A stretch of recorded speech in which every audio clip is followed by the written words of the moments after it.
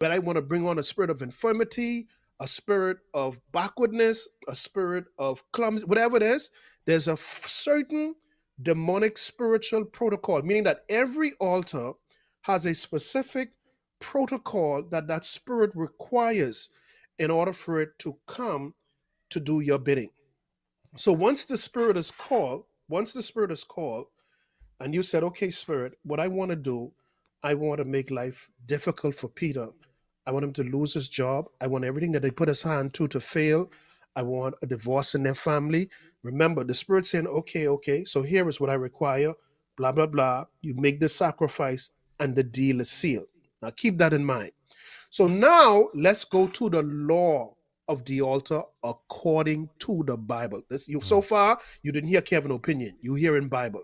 Mm-hmm. So in Exodus, the same Exodus, verse 20, God now begins to give the principle in summoning him at an altar. All right. And I'm going to paraphrase it because I'm not looking at it right now. And he says in so much words, an altar, he told them how to erect this altar, and he gave them specific instructions. He says, in fact, let me turn. I really want to read this one. So let me go to verse 24 of Exodus 20. He says, an altar of earth thou shalt make unto me, and shalt sacrifice thereon thy what? Burnt offering. Now, what is a burnt offering? A burnt offering is where they would get an animal that God would have decided for them to get, and they would burn it not until it's cooked, but until it's almost cooked, right? And they would participate in eating it in most cases. So a burnt offering, from a spiritual understanding, simply means that this offering to the spirit that you're calling, in this case, God, this means that this is a symbol of my complete devotion and dedication to this invisible entity that I'm inviting to this altar. The second one, he says now, because these are all the principles to invite the spirit. He goes on to say, he says, and shall sacrifice thy burnt offering, listen, and thy peace offerings. Peace offerings is telling the spiritual entity that I cannot see, I come in peace. So you see, there's a protocol, but watch what happens next. He says here in verse 24, an altar of earth thou shalt make unto me, and shall sacrifice thereon thy burnt offering and thy peace offering, thy sheep and thine oxen, in all places where I record my name. This is God. I will come. Watch what's going to happen now. As a result of you following the spiritual protocol, God, and who is God again? God is a spirit. Yeah. All right. He says, I will come. And what will he do when he come there? I will bless thee. So two things we know here so far. Number one, there's a spirit at every altar. Number two, the type of spirit behind that altar will depend on two things. The type of altar, whether it's a demonic altar or an altar of God. And secondly, the ritual performed will determine that the spirit which you are bringing there. But the part I want you to get is the ending part. He says, if you follow this ritual, I, God, will show up, and I'm not coming empty-handed.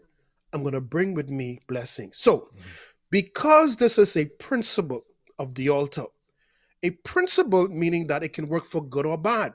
So the flip side to this is when an evil altar has been risen, and they do the same thing. The peace offering, and the burnt offering. They did that. They appeased the spirits. The spirits come. So if the spirit of God and a godly altar is bringing blessings, Abednego, what do you think an evil altar is bringing? Curses. My. Let me calm down. I promise myself I'm going to behave.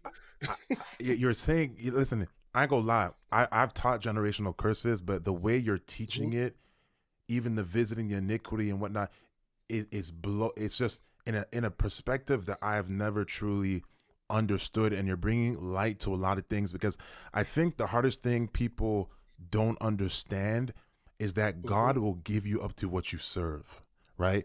God will give you up to what you want. Because I remember a Bible verse that talks about that because we did not retain God in our knowledge, God has given us up to a reprobate mind or lustful passions to do the things that are not fitting. And when we study throughout scripture, we'll see God continually giving Israel up to their enemies. Continually. Why? Because they wanted to maybe live a life of sexual sin. They wanted to, raise up demonic altars. So God's like, if you want to do this, I will give you up to your Mhm. enemies. I will give you up to evil Mhm. spirits. And in the commandment that you gave about the 10 commandments, it promises at least the third and fourth Mhm. generation. So if Generation. you as a parent, Mhm. you want to go and do idolatry, witchcraft, and all these things, the Lord will give you up to these spirits. Could you serve it? Mhm. And then the Lord promises that it will affect your children. You're bringing too much light Mhm. here, Minister Kevin. Jesus. So let us go deeper. So now that we understand, I said earlier, I said there can be no generational curses, period. And this is not my opinion. You would have read it in Exodus 1, Exodus 20, verses 1 to 6. Meaning that in order for a generational curse to come about, I must defy the first two laws of the Ten Commandments. I should have no other God. Mm, I should serve no shrine. If I decide to do that, then I like those two laws. Then I give a sub clause, meaning that it now begins to go into a explanation as to the consequences of what will happen if I violate those two laws. Then I take you now to the raw material or the spiritual implications behind a curse, and I mm, show you that yes. with witchcraft you cannot perform witchcraft without a altar or a shrine, whatever you want to call it, and all of those things are done to the spirits for that altar. So you would see an altar with fruits or pictures or whatever, and you may think there's nothing there. No, you don't see it, but there's a spirit behind the altar. And that's where Mm, all of that homage and sacrifice and so on is being paid to. Now, why is this important?